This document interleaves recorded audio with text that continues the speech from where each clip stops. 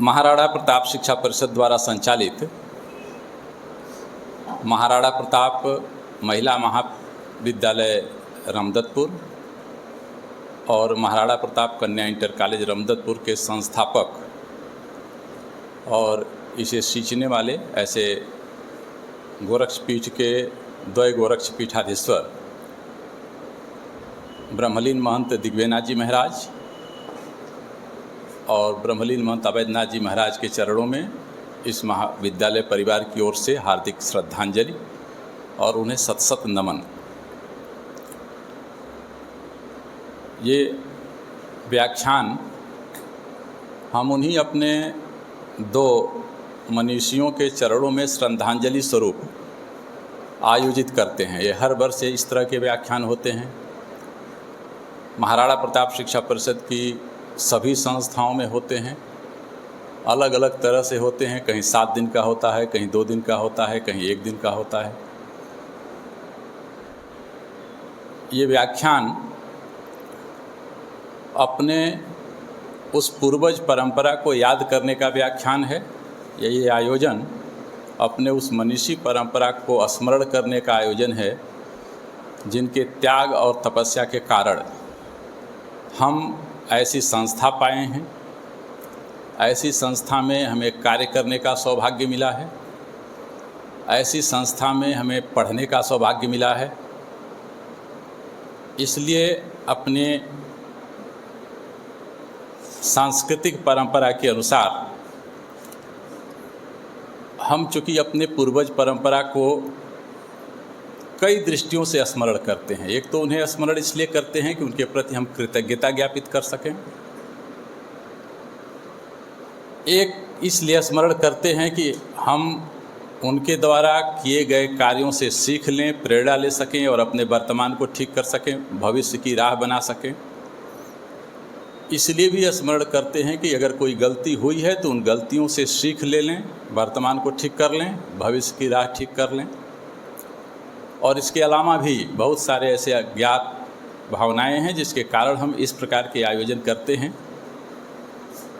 यदि हम केवल इस 3 धाराओं को ध्यान में रखें जिसके कारण हम आज यहाँ बैठे हुए हैं,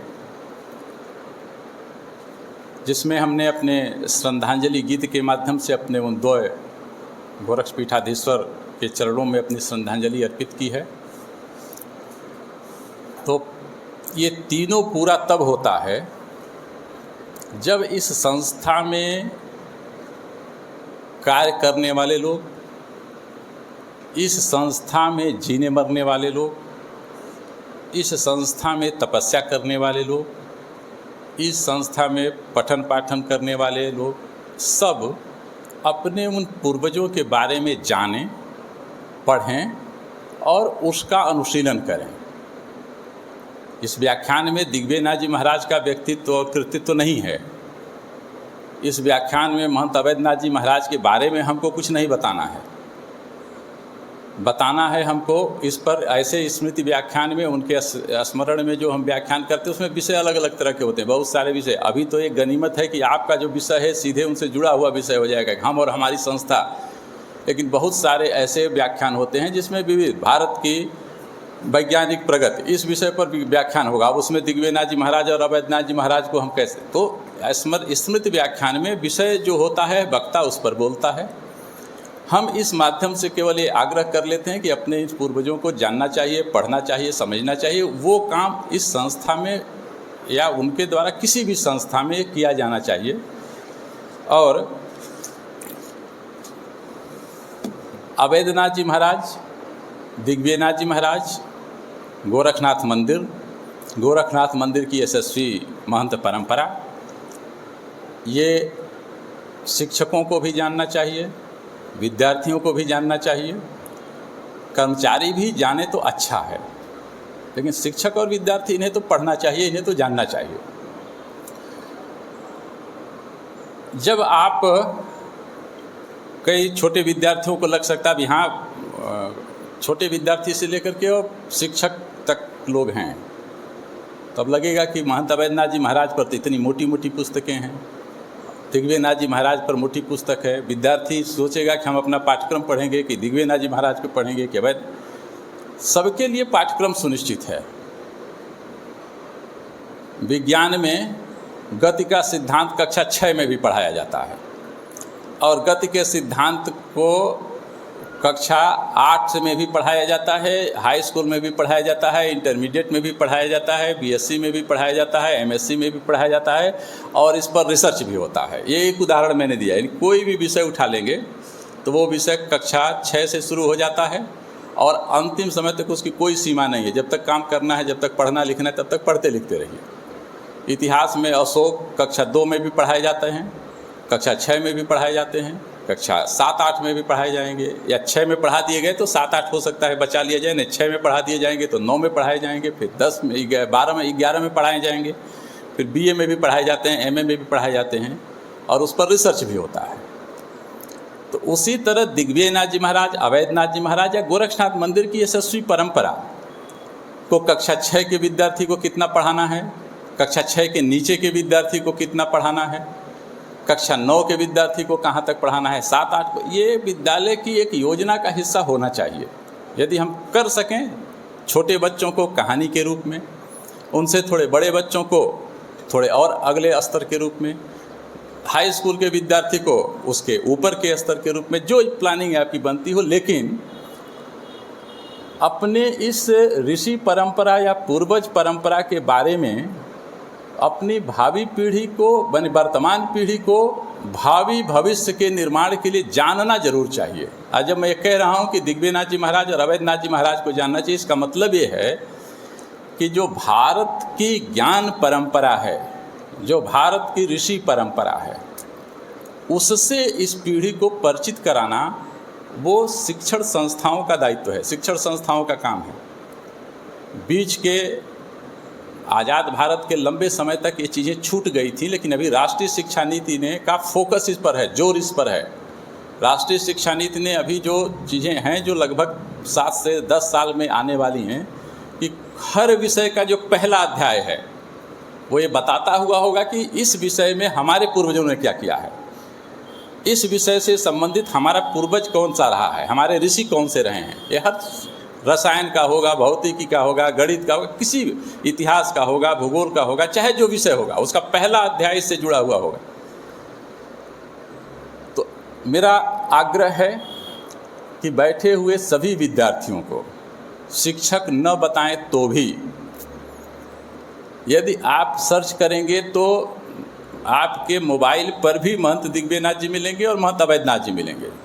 उनके बारे में जानना चाहिए कि ये कैसे लोग थे, आखिर क्या विशेषताएं थीं कि इन दो के बारे में हम चर्चा करने के लिए जुटे हैं। उनके समय में तो बहुत सारे, भारत की आबादी जितनी रही होगी एक बार आप देख लीजिए, उतने में से केवल कुछ लोग याद किए जाते हैं, जिनमें ये 2 महापुरुष भी याद किए जाते हैं। तो कौन सी विशेषता है कि जिसके कारण ये याद किए जा रहे हैं और इनसे हम सीख सकते हैं।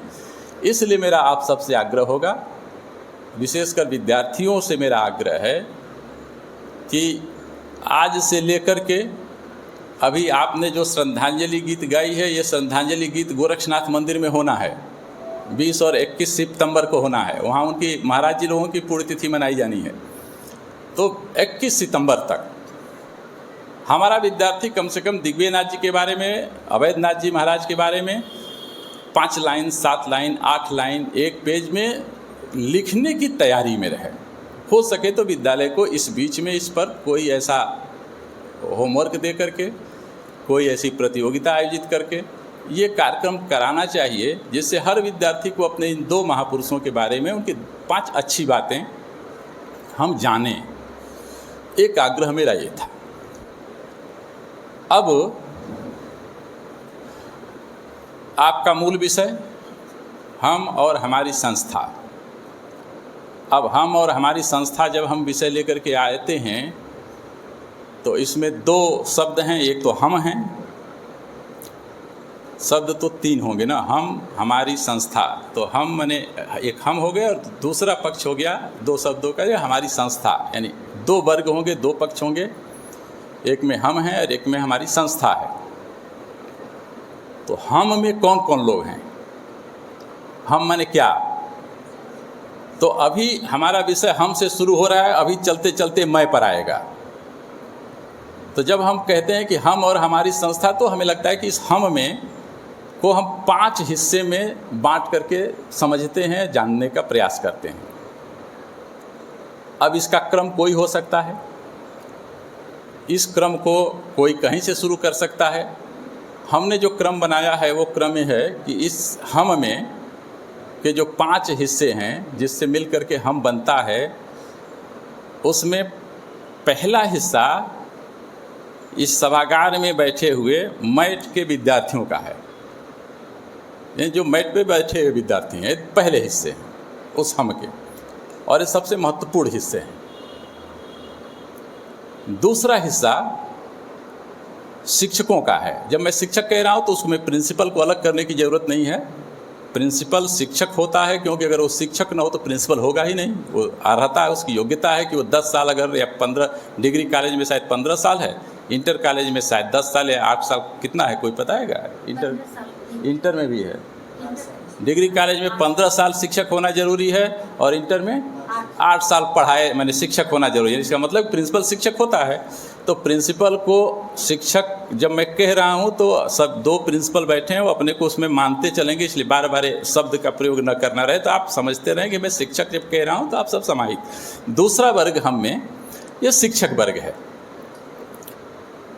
तीसरा वर्ग कर्मचारियों का है। चौथा वर्ग प्रबंध समिति का है, और 5वां वर्ग समाज का है, जिसमें अभिभावक जुड़े हुए हैं। यानी केवल अभिभावक नहीं है, पूरा समाज है 5वां वर्ग इस हम में, जिसमें अभिभावक भी हैं। जब मैं 5वें वर्ग को कह रहा हूँ तो इसको थोड़ा समझना चाहिए कि हम ऐसा क्यों कह रहे हैं। हम केवल अभिभावक क्यों नहीं कह दिए, हमने समाज क्यों कहा है। जब हम ये कह रहे होते हैं तो इसका अर्थ है कि मान लिया कि आपके मोहल्ले का कोई व्यक्ति, गोरखपुर का कोई व्यक्ति, गोरखपुर के बाहर का कोई व्यक्ति आपके शिक्षण संस्था में आता है, उसका कोई बाल्य पढ़ता नहीं आपके यहाँ, इसका मतलब वो अभिभावक नहीं है। क्योंकि अभिभावक की व्याख्या है कि कोई विद्यार्थी पढ़ रहा हो, उसका उस जो पिता होगा अभिभावक, यानी वो अभिभावक, उसका बाल्य का पढ़ना जरूरी है, वो अभिभावक कहलाएगा।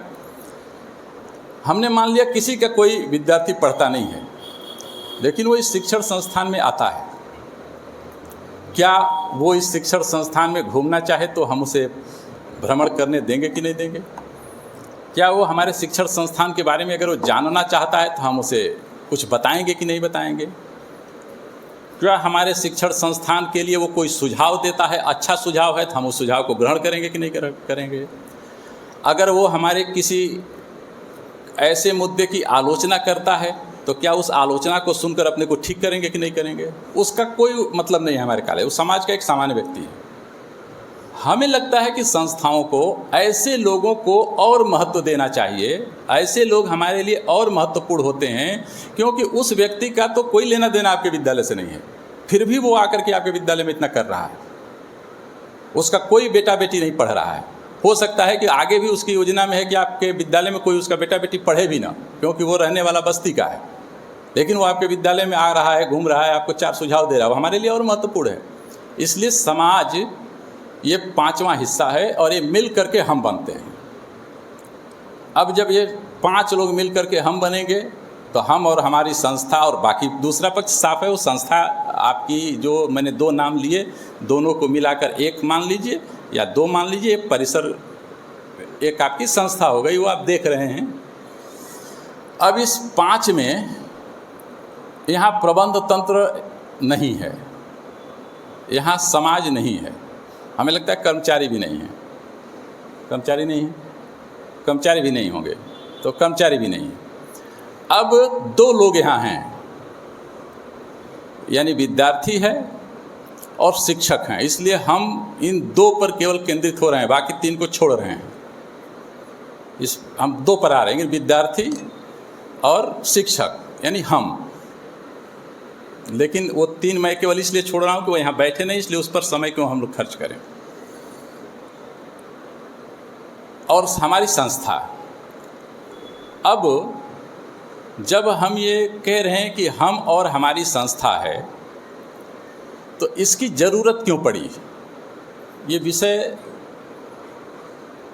क्यों लाया गया, इस विषय पर बोलने की आवश्यकता क्या है, इस विषय पर समझाने की आवश्यकता क्या है। तो हर विषय लाने के पीछे या आपके चिंतन में या आपके मन में अगर कोई इस तरह का विषय आता है, कोई बात आती है, तो कोई न कोई उसके पीछे कारण होता है। कई बार वो कारण समझ में आता है, कई बार नहीं समझ में आता है।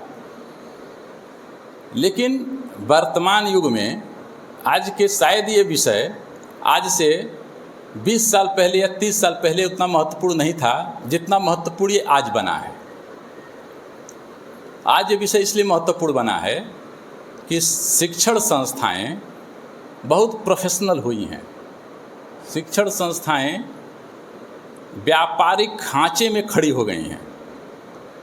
शिक्षण संस्थाएं पैसा कमाने का साधन बनी हैं।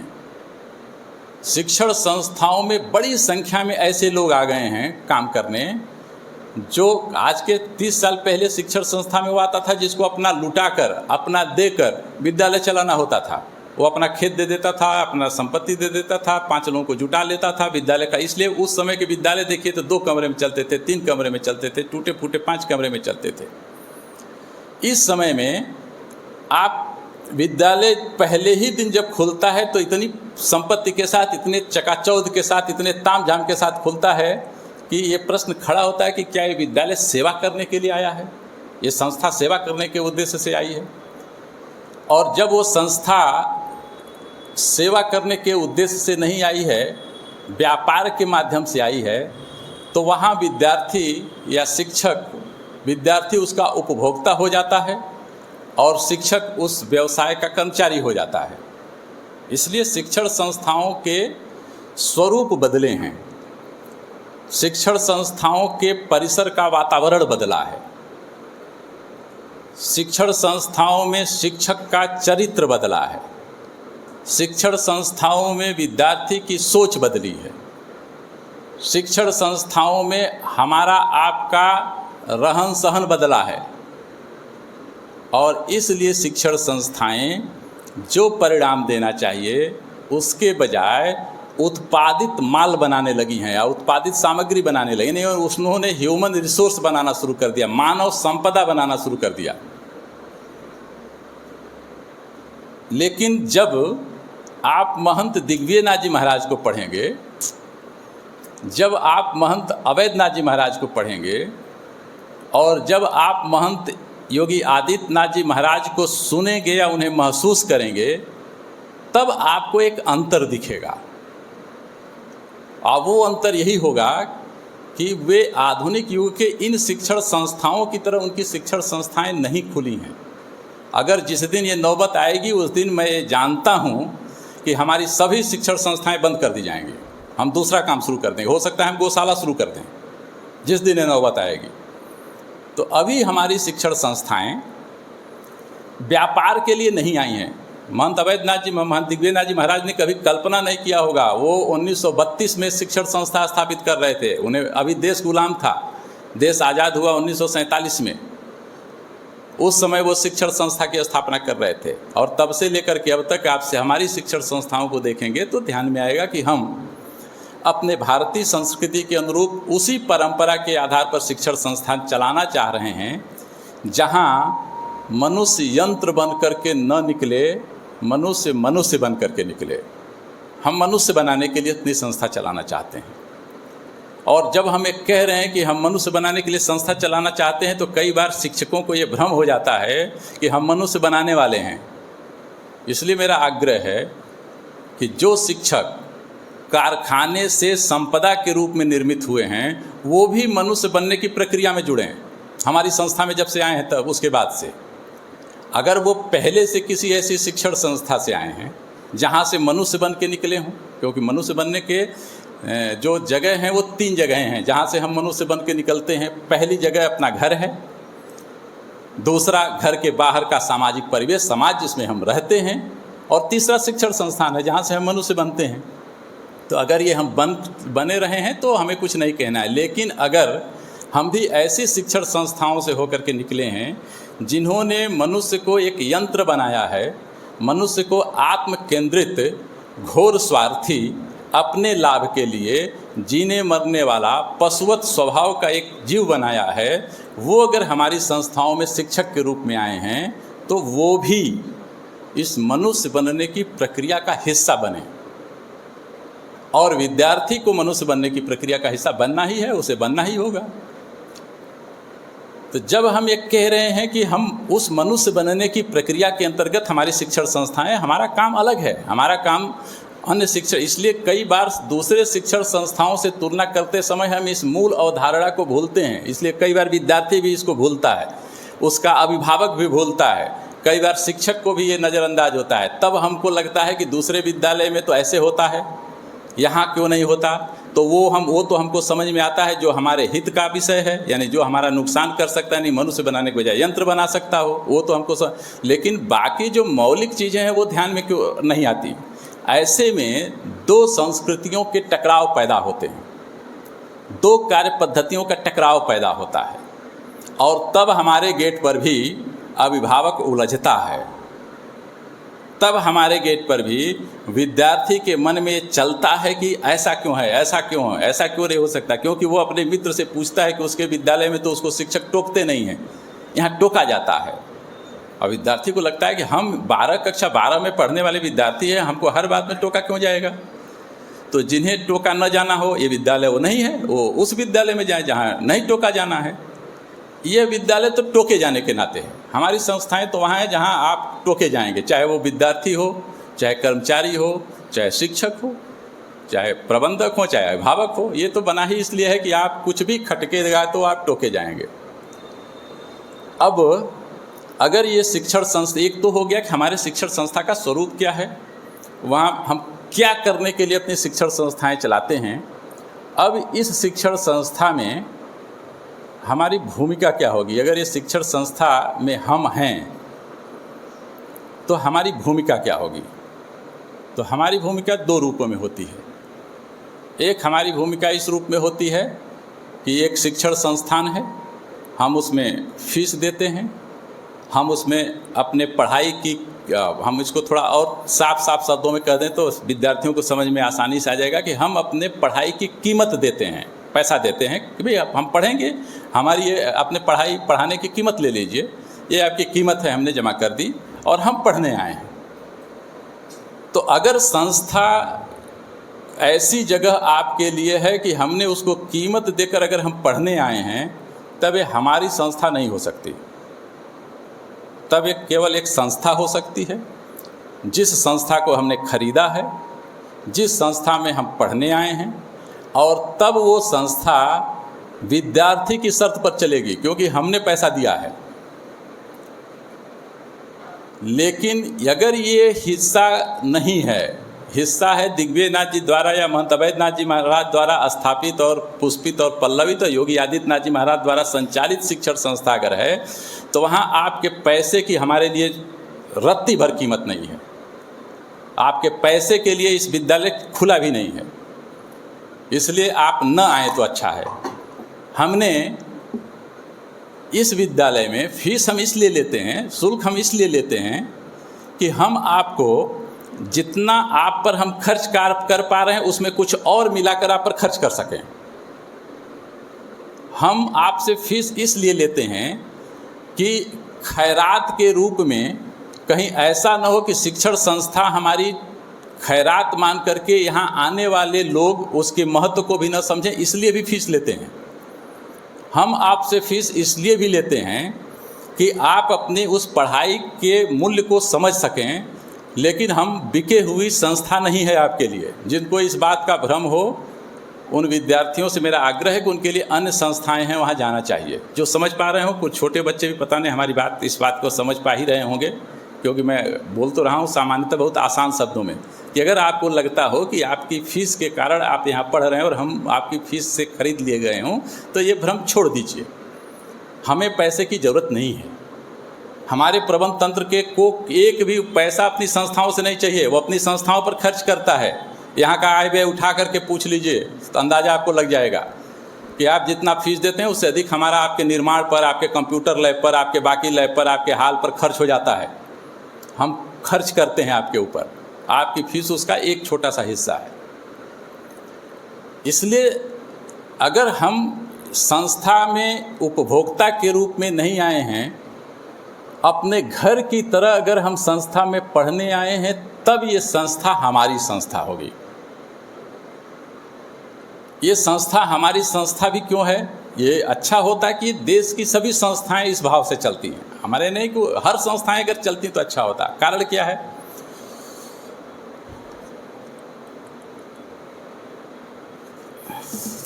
150 है,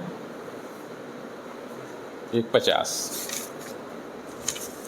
कारण क्या है कि इसमें सबसे छोटा विद्यार्थी कौन है वो खड़ा हो जाए।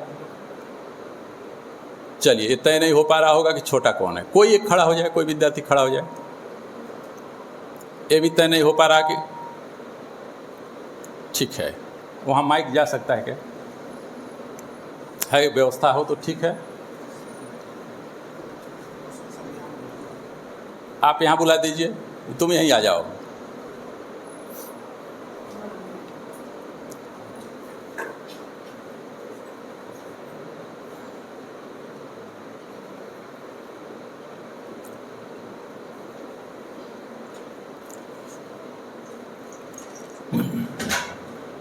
देखिए, सामान्यतः होता यह है कि जब ये कहा जाता है कि कोई खड़ा हो जाए तो जल्दी कोई खड़ा नहीं होता है। मुझे भी अंदाजा था कोई खड़ा नहीं होगा, इसलिए मुझे अंदाजा था कि मेरा भाषण तो इसी पर बढ़ जाएगा कि आप खड़े क्यों नहीं हुए। अब हमारा भाषण बदल गया क्योंकि इसने दूसरी बार कहते कहते खड़ी हो गई। लेकिन अंदाजा आपको है कि एक विद्यार्थी के खड़ा होने में मैं देख रहा था कि खड़े होने की स्थिति कितने लोगों की है, कोई अपने जगह से हिला नहीं है, एक को छोड़कर। इस प्रश्न पर जो न उठने की जो झिझक है, ये झिझक ही हमारी कमजोरी है, ये झिझक ही हमको आगे बढ़ने नहीं देती है। वो हिस्सा छोड़ दीजिए, मैं उस पर अब इसलिए नहीं चल सकता कि इसने उस पूरे विषय को रोक दिया खड़ा होकर के, नहीं था आप सब लोग आज फेल थे। अब बेटा हम जो पूछ रहे हैं केवल इतना बताओ, तुम्हारा सोने में कितना समय जाता है, कितना देर सोती हो? अंदाज से बोलना है, कोई कैलकुलेशन, लगभग इतना घंटा। आप माइक में बोलो, सबको सुनना होगा। 6 से 7 घंटा सोने में जाता है। कितना देर तुम्हारा खाना खाने पर, नहाने पर, गप करने में या इस तरह से निकलता होगा लगभग अंदाज से, घर पर जाने के बाद? नहीं, दोपहर में तुम विद्यालय में हो, हम विद्यालय छोड़ के हम घर का पूछ रहे हैं। जैसे हम सोए 8-7 घंटा मान लिया, 7 घंटा के बाद कितना समय ऐसा होगा जो नहाने पर, खाने पर, तैयार होने में, योग व्यायाम करते होंगे, तो उस पर ये सब अपने शरीर के लिए जो काम करते हैं इस पर कितना समय जाता होगा? 4 से 5 घंटा। तुम्हारा गणित मिल क्यों रहा है? लगभग ये। अब आप देखिए, ये प्रश्न ऐसे सामान्यतः ये गणित हमारा भी यही है। अभी मैं एकदम आपको वहीं पहुंच रहा हूं जहां हमको पहुंचना है। कितना हो गया? 7 घंटा सोना और 4 से 5 घंटा, आप जो मानना चाहो, 4 मानो या 12 हो गया। 7 से 5 और 5 घंटा, 12 घंटा। इस 12 घंटा के बाद कितना समय विद्यालय में जाता है लगभग? अरे 6 से 7 घंटा वो भी है। कितना हो गया? 12-7 गणित 19 घंटा हो गया। कितना बचा? 5 घंटा। ये सब लोग अपना अपना गणित लगाते जाइएगा, ये एकदम एवरेज गणित है। 5 घंटा बचा। इस 5 घंटे का हिसाब है कि कहाँ होता होगा, क्या होता होगा, कभी सोचा है? जो बच गया उसका क्या करते हैं?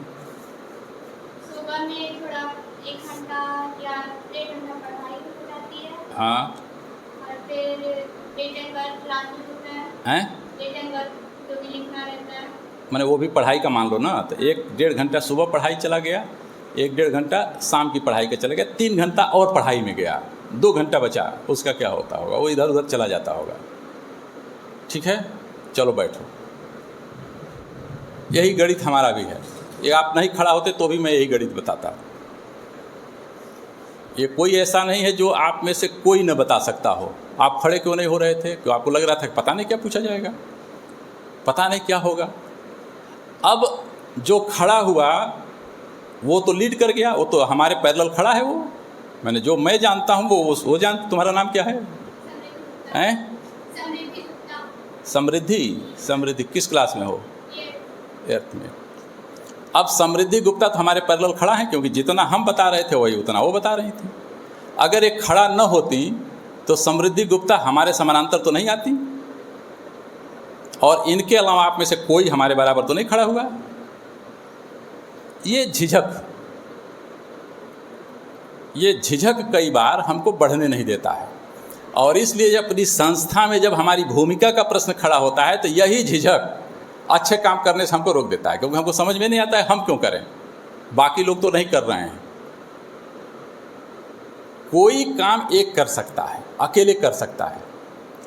अब मैं जो इसके माध्यम से कहना चाहता था वो 2 बात कहना चाहता था। एक तो ये कि किसी काम को करने के लिए भीड़ की ज़रूरत नहीं है, एक पर्याप्त है। इस विद्यालय में यह संस्था ये हमारी है, हम इस संस्था के लिए रहने वाले हैं, इसलिए इस संस्था में हमारी है, और हमको अगर इस संस्था को जीना है तो इसके लिए भीड़ की ज़रूरत नहीं है। हो सकता है कि भीड़ कुछ भी मानती हो, हम मानते हैं ये पर्याप्त है। यानी अब हमसे यही मैं कह रहा हूँ कि मैं इस संस्था में अगर हूँ और ये संस्था मेरी है तो मैं और मेरी पर्याप्त है, और हमारी की ज़रूरत नहीं है। हो जाएगा तो अच्छा है। मैं इस संस्था का विद्यार्थी हूँ, मैं इस संस्था का शिक्षक हूँ, मैं इस संस्था का कर्मचारी हूँ, ये संस्था मेरी है। इसके लिए अकेले पर्याप्त है। कोई इसके लिए कोई ज़रूरी नहीं कि हम बगल वाले को देखें कि ये भी मान रहा है कि नहीं मान रहा है, या बाकी लोग नहीं कर रहे हैं तो हम कहाँ से करें। परिणाम क्या होता है कि जैसे इस पूरे सभा में से एक विद्यार्थी केवल खड़ा होती है, बाकी हम नहीं चल पाते। इसी तरह ऐसे अच्छे कामों में पूरा का पूरा समूह चुप रहता है, और कई बार हम बड़ा नुकसान कर जाते हैं। एक उद्देश्य हमारा ये था। दूसरा मैं जो कहना चाहता था कि आपके पास 24 घंटे हैं, और 24 घंटे में से 1/3 हिस्सा हम संस्था में जीते हैं। 1/3 हिस्सा। ये मैं नहीं कह रहा हूँ, ये समृद्धि कह रही हैं। ये अलग विषय कि हमारा भी जोड़ यही है। हम इसमें केवल एक चीज़ और जोड़ दें तो आपका 1/3 जो मैं कह रहा हूँ, क्योंकि आप गणित लगा रहे होंगे तो आपको लग रहा है तो उन्होंने 7 घंटे बताए, हम 8 घंटे का हिसाब कर रहे हैं। इसमें आप घर से विद्यालय आने और घर जाने का समय जोड़ दीजिए, क्योंकि वो संस्था के लिए है। तो घर से यहाँ आने का समय और यहाँ से जाने का समय और यहाँ रहने का समय जोड़ दीजिए, 8 घंटे, औसतन 8 घंटे हो जाएंगे। ये जाएगा 7 से 9 घंटे, औसतन मैंने 8 घंटे का। यानी हम अपने 24 घंटे का 1/3 एक कम से कम हम इस संस्था में देते हैं, और 1/3 हम सोते हैं, और 1/3 हम घर से लेकर के समाज तक देते हैं। अब आप थोड़ा इसी आधार पर तय कर लीजिए कि 1/3 जो हम सोते हैं उसके लिए हम क्या करते हैं, 1/3 जो हम समाज से लेकर के घर तक रहते हैं उसके लिए हम क्या करते हैं, और 1/3 जो हम संस्था में रहते हैं, संस्था में ही हमारा समय बीतता है, उसके लिए क्या करते हैं। और इन तीनों का भी थोड़ा आप एक दूसरी दृष्टि से अलग से फिर एक इसका मूल्यांकन कर लीजिए। जैसे 24 घंटा में सबसे ज़रूरी और मूल्यवान समय कहाँ बीतता है, जो जीवन जिस पर निर्भर करता है, जिस पर हमारा भविष्य निर्भर करता है। हमने पूछा नहीं सबसे। हमारी क्लास में बैठे बैठे बोलना अनुशासनहीनता कही जाती है। मैं ऐसी क्लास पढ़ाता नहीं हूँ। मेरे क्लास में बोलने की शर्त ये होती है, केवल एक आवाज़ गूंजती है, चाहे हमारी गूंजे और चाहे समृद्धि की गूंजे, तीसरी आवाज़ नहीं चलती है। इसलिए किसी को बोलना है तो खड़ा हो जाए, जैसे वो खड़ा होगा हम चुप हो जाएंगे, वो बोल लीजिए। बैठे बैठे बोलने की अनुमति हमारी क्लास में नहीं होती। सबसे मूल्यवान समय, आपने क्या कहा वो मेरे समझ में इसलिए नहीं है कि अब हमारे पास टाइम नहीं है। एक शामिल बाजा होता है, वो पूछ लीजिएगा कभी अपने शिक्षकों से, प्रिंसिपलों से कि उसका मतलब क्या होता है। तो आपके शामिल बाजा की तरह हमको समझ में नहीं आया कि आपने क्या कहा है, इसलिए मैं जो कह रहा हूँ वो उसको सुन लीजिए। ये मैं पूछ सकता था, समय नहीं है, मैं जानता हूँ, मैं पूछता तो इसी तरह का उत्तर आप दे सकते हैं, आप जानते हैं। सबसे महत्वपूर्ण समय जो बीतता है 1/3 में, अगर हमें कह लें कि कहाँ बीतता है, तो ये अगर तय करना होगा तो अलग अलग आप कहेंगे। मैं ये कह रहा हूँ कि 1/3 समय तीनों जगह एक समान मूल्य के से बीतता है, कहीं एक जगह नहीं है। क्योंकि जितना आपके जीवन में पढ़ना महत्वपूर्ण है, उतना ही आपके जीवन में सोना महत्वपूर्ण है। 6 घंटे से 7 घंटे की नींद चाहिए ही चाहिए। इसलिए हमारे लिए, अब आप अलग अलग इस पर सबके मत हो सकते हैं, लेकिन मैं जो अपना मत रखता हूं, मैं इस पर मैं अपना व्यक्तिगत मत ही कह रहा हूं कि हमारे लिए तीनों समय महत्वपूर्ण है। सोना हमारे लिए उतना महत्वपूर्ण है, परिवार और समाज में रहना और वो जगह भी हमारे लिए उतना महत्वपूर्ण, क्योंकि वो भी हमको सिखाती है। मैंने पहले ही कहा कि एक विद्यालय वो भी है, वो भी सिखाता है, और संस्था में भी जो हम रहते हैं ये भी उतना ही महत्वपूर्ण जगह है। इसलिए इसमें से कोई एक जगह बहुत महत्वपूर्ण नहीं, तीनों एक समान महत्वपूर्ण है। हम थोड़ा ये आकलन करें कि हम अपने सोने की जो जगह है उस पर जितना सोचते हैं, उसके लिए जितना करते हैं, क्या अपने विद्यालय के लिए भी वही करते हैं? तब आपको समझ में आएगा कि ये संस्था हमारी है कि नहीं है। क्योंकि हम जिस बेड पर सोते हैं उस बेड के चद्दर पर धूल नहीं रह सकती। वो बेड का चद्दर चाहे जितना पुराना होगा लेकिन बहुत साफ होगा और सोने में आरामदेह होगा। हम जहाँ सोते हैं वहाँ हवा की व्यवस्था करते हैं, जी जान लगा कर करते हैं, जंगला खोलते हैं, पंखा चलाते हैं, जो भी करते हैं उसकी साफ़ सफाई करते हैं, हवा ठीक से आए, चद्दर साफ़ सुथरा रहे, यानी नींद में कोई खलल न पड़े। अगर मच्छर आ रहा हो तो या तो मच्छर के लिए कोई केमिकल जलाएं या मच्छरदानी लगाएं, ये सब करते हैं और तब सोते हैं। इसलिए कि वो जगह मेरे लिए बहुत महत्वपूर्ण होती है, क्योंकि मुझे 6 घंटे से 7 घंटे की नींद चाहिए। क्या उतना ही ध्यान हम विद्यालय में देते हैं? क्या हमको नहीं लगता कि ये विद्यालय में भी हमको उतना ही ध्यान देना चाहिए? जब आप यहाँ से तय करेंगे तब समझ में आएगा कि हम जिस शिक्षण संस्थान में अपना 1/3 उतना ही महत्वपूर्ण समय गुजारते हैं, जितना महत्वपूर्ण समय हम घर में या समाज में गुजारते हों, जितना महत्वपूर्ण समय हमारा सोने का है और उतना ही हमारे इस शिक्षण संस्थान का है। तब इतने प्रश्न खड़े होंगे आपके पास कि क्या जिस शिक्षण संस्थान के परिसर में आप जाते हैं वहाँ का वातावरण ठीक है, वहाँ रहने वाले लोग ठीक हैं, वहाँ बातचीत करने का तरीका ठीक है, वहाँ क्या आनंद देने जैसी कोई परिसर में वो ऊर्जा है जो आनंद, मन को आनंद देती है, मन को शांति देती हो, मन आह्लादित होता है, मन खुश होता हो, क्या वो जगह ऐसी है? और ये सब कब होता है? ये करने के लिए ऐसे सोचने से तो होगा नहीं, करेंगे तो हो जाएगा, और उसके करने के लिए अलग से कुछ करने की ज़रूरत नहीं है।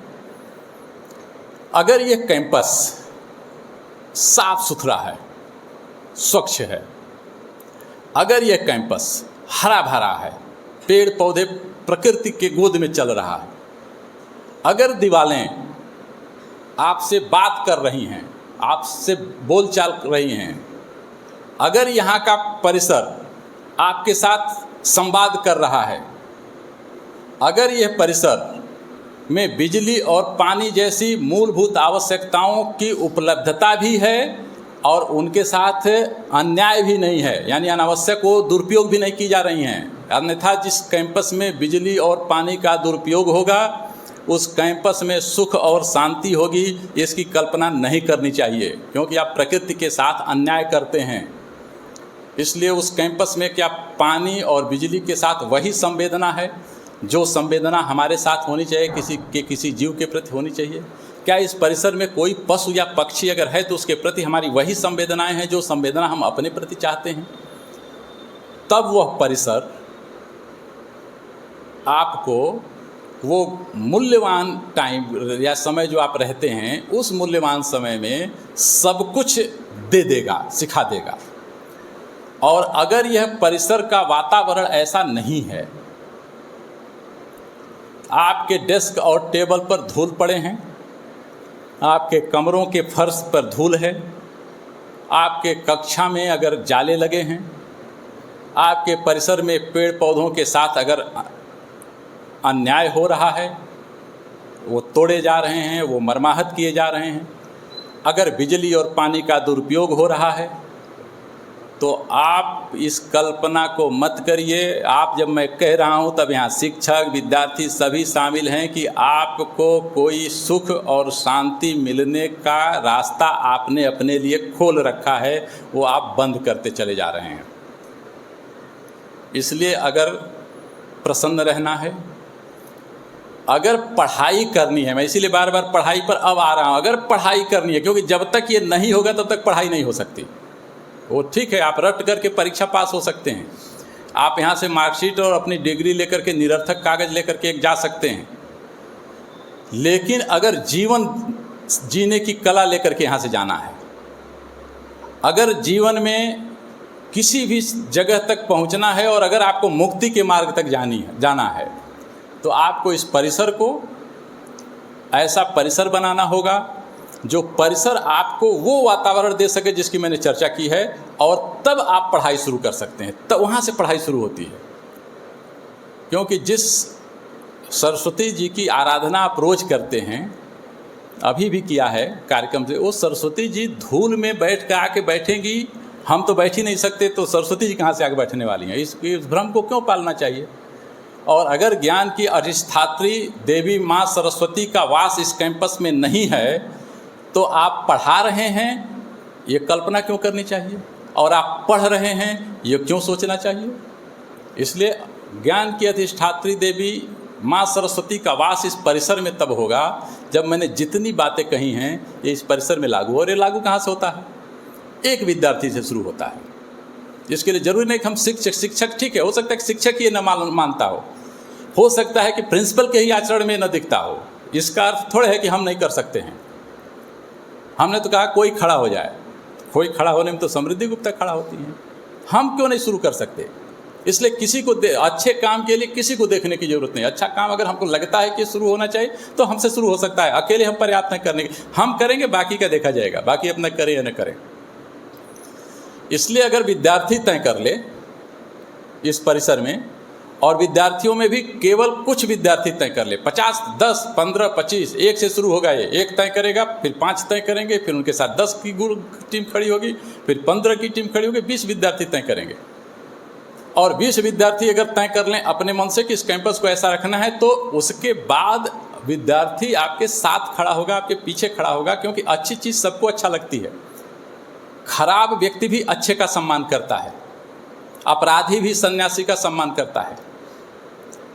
इसलिए मेरा आग्रह विद्यार्थियों से है कि अगर ये संस्था हमारी है और हम इसके सदस्य हैं, तो इस संस्था में हमारा व्यवहार वैसे ही होना चाहिए जैसा हम अपने घर में अपने घर के साथ करते हैं, जैसा हम अपने कमरे में अपने कमरे के साथ करते हैं, जैसा हम अपने साइकिल से आते हैं या स्कूटी से आते हैं उसके साथ जैसा करते हैं, जैसा हमारा गणवेश है उसके साथ करते हैं, जैसा हमारा अपना बैग है उसके साथ करते हैं, जैसा हमारी किताबें हैं हम उसके साथ करते हैं। जो हमारा, जिसको आप अपना मानते हैं, उसके साथ जो आपका भाव है, ये भाव संस्था के साथ भी अगर हो जाता है तो ये संस्था यहाँ से मनुष्य बनाने लगेगी।